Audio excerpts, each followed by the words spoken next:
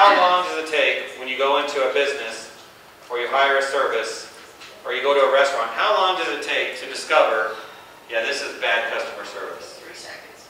3 seconds, 5 seconds, yeah.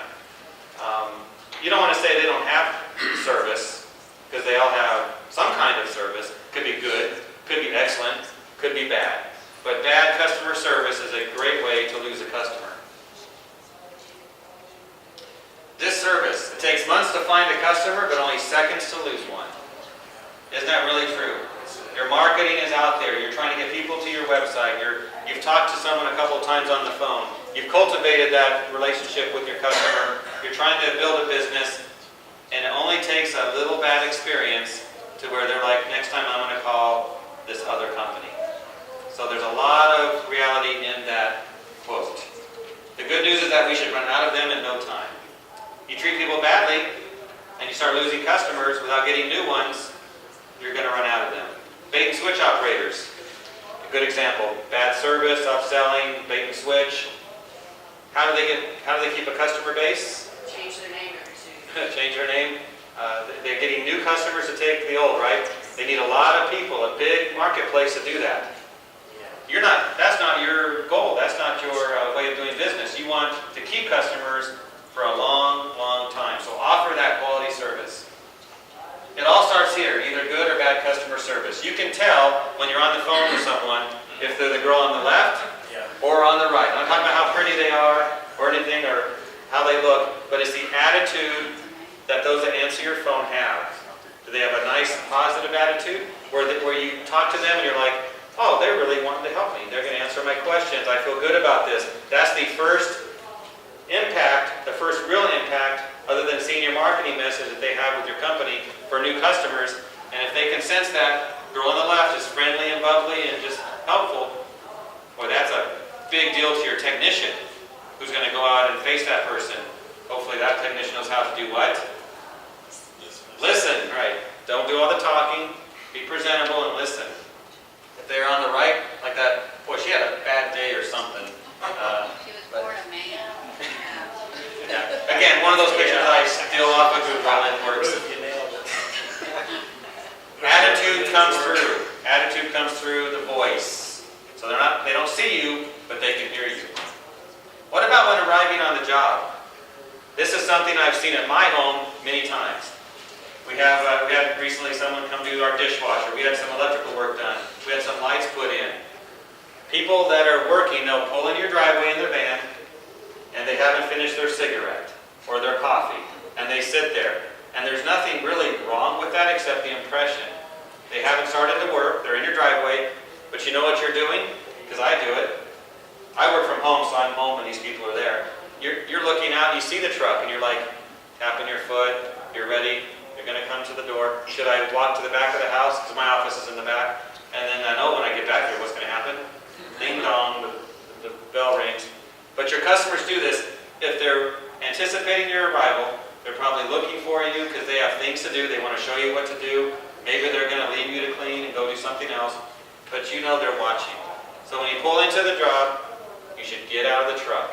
And when you get out of the truck, something should not happen.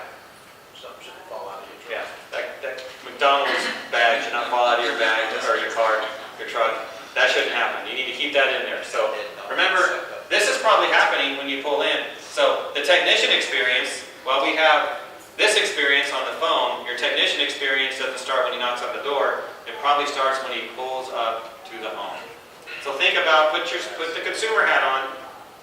You know, if you're home waiting for someone to come work for you, you might be looking out the window. They're doing the same thing. What about on the job? This picture and this picture are one of the jobs I did many years ago. And what happened was, it was one of those Friday afternoons at 4, and I'm kicking the hoses back. Now, don't lie, every one of you have done this if you clean carpet. You've done this. Don't even go there. Like, you know, I keep them all aligned straight down the sidewalk, and I loop them, or big loops, so the vacuum goes through nicely. It's like a Nike scrub. Yeah, exactly. That's how it looks. And so down and over to the truck, and every time I move 20 feet, I'll go out and I'll roll the hose, you know, keep it all nice. Yeah, that's the dream job. And that may be what you do many times, maybe most of the time, but this does happen. So I'm kicking the hoses, working my way back, and I look back and I had one of those moments where I'm like, that looks terrible, and I got to untangle that. But I was in a hurry. So you got to get the job done, get the hoses out, you're thinking of getting home. Well, so I straightened it out and I thought, how much better this looks. Your customers see it too, don't they? They're watching you work. They love to watch you work. They maybe want to know, are they getting the value that you promised? But they're watching you work. You don't want them to. You don't want them to talk to you, but they do. They see it happening. Plus, what about safety? They could trip over the first one. The second one is much safer. So you want to think safety first. But it's all about keeping your customers happy. They know you're a professional. And of course, what about your wand? What's going to happen right there no matter what? Yeah. Even if no one touches it, or a hose doesn't come by it, there's some weird force that makes that thing go over to the side. And it's always when the customer is watching. Always. Never happens in an apartment when it's empty, does it? No. What about respecting their property? Obviously, these are...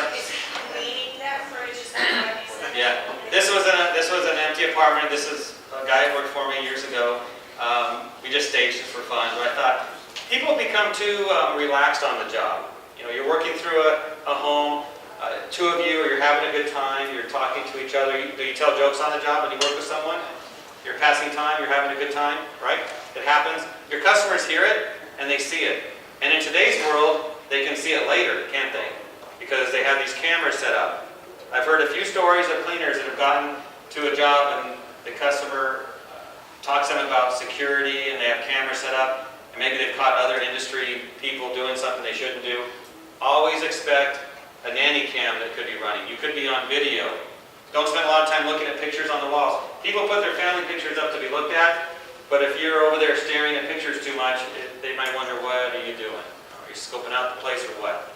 So don't sit on their furniture, even when you're doing an estimate, unless you're invited. Stand there with your clipboard, but don't go opening drawers. Don't look in the fridge. You smelled that fried chicken, but it's not yours. If they leave cookies out and say you can have one, maybe you can take one then. But keep it honest. When you try to upsell them, how do you treat them? You ever go to Jiffy Lube and get your oil changed? Don't you love that quote? I was worried they might try to rip me off, so I was relieved when they told me all I needed was blinker fluid. They're not going to try to change the transmission, just the blinker fluid. Yeah, I didn't know about that, but that's good. That can't be expensive. Can't be expensive. Now, when you go to Jiffy Lube, what do you expect? When you pull through and they welcome you and they put you in the room with the nice Starbucks coffee and those freshly baked cookies. Remember those? Maybe it's not fresh coffee or it's not baked. So you got the coffee. It's called coffee, right? Ragouille is coffee. It's brown. What do they do? In 5 minutes, what do they do? Come back with a list of Yeah. What, Ruth, come back with a list of things? all the things you need. All the things that you need to have done. Yeah, I've had one time with my work van, they came in and said, we need to do this. And I said, we had that done last month. Oh, then you're good. Then why did you tell me we need it done? It really happens. Your customers, they don't want to look at you as the Jiffy Lube experience or the Pennzoil experience, whatever company might be out there. They know that when they go there, they're going to be told they need something they don't really need. So when you offer them a Scotch Guard treatment or deodorization, they might be thinking, yeah, you're just doing in their mind, the same thing that Jiffy Lube is doing. So you have to cultivate that relationship so they don't feel that way, so that they know they're getting what they need because they trust you and what you're offering. When the job's over, we can just do this. That's a great way to lose a customer, right? Pull the valve and let it go. What kind of impression does that leave people? It's not good, is it? So you want to think about beyond cleaning. You're done. You've got your money. You're leaving. You only do this when it rains. We know that, right? When it's a lot of rain coming down.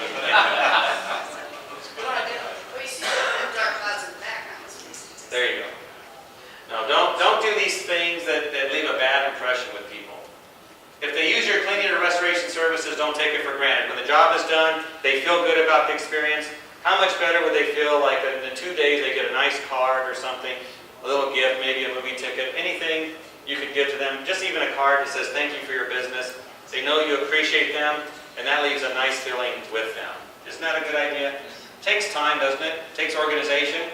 You have to put it together to make it happen. But remember that people do business with those who make them feel good. It's all about how they feel.